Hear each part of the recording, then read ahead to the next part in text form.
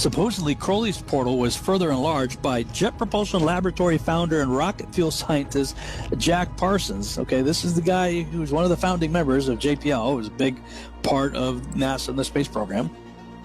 And he's out there with Scientology and Dianetics founder L. Ron Hubbard in March of 1946 at a location that later became known as Area 51.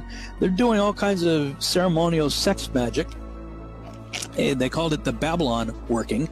And it's very similar to the Emelantra working, based on ceremonial sex magic. But unlike Crowley, however, they were not as adept at opening and closing portals, and theirs apparently stayed open, and the modern UFO era began 1 year later, in 1947, the same year Crowley died. A decade later, we got the founding of NASA, and these are the characters, okay? Freemasons, Nazis, and occultists creating the space program.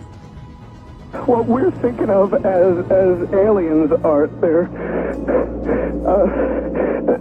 extra-dimensional beings. Bombshell UFO report is expected in June from the U.S. government.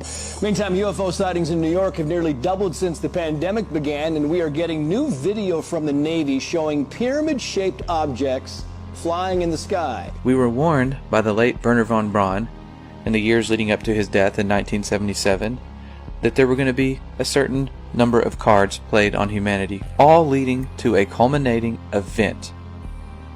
Now everything Wernher von Braun warned us about has come true, except for what he called the final card that they were going to play on us, and it has everything to do with UFOs.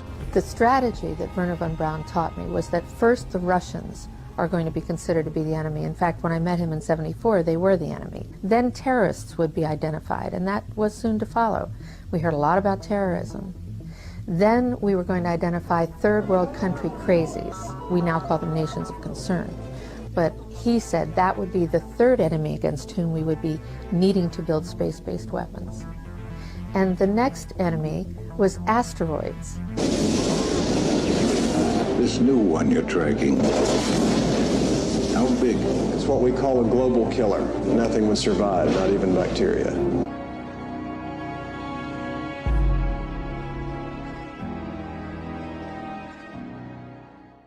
An asteroid some scientists call City Killer came closer to Earth than the moon this week. The scary thing is that scientists had no idea it was coming. Now at this point, he kind of chuckled the first time he said it. Asteroids, against asteroids we're going to build space-based weapons. So it was funny then. And the funniest one of all was against what he called aliens, extraterrestrials. That would be the final card. And over and over and over during the 4 years that I knew him and was giving his speeches for him, he would bring up that last card. And remember, Carol, the last card is the alien card. We're going to have to build space-based weapons against aliens. And all of it, he said, is a lie. And all of it, he said, is a lie.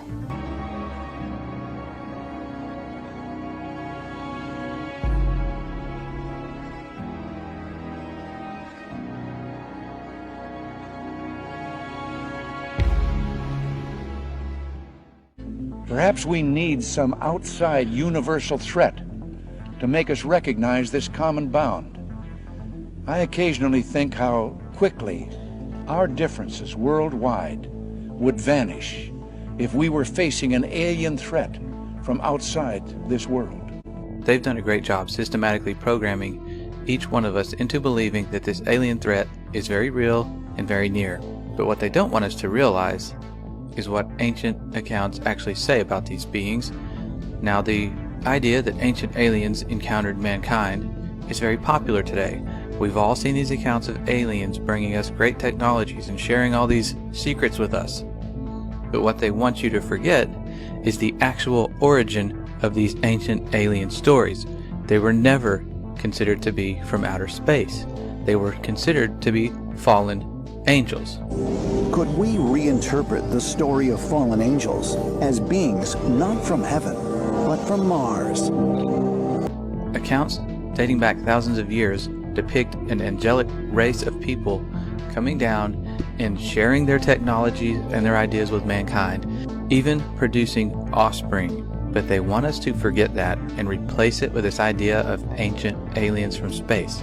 And they have to, because that's the only way this deception is going to work, is if we don't understand what's going on.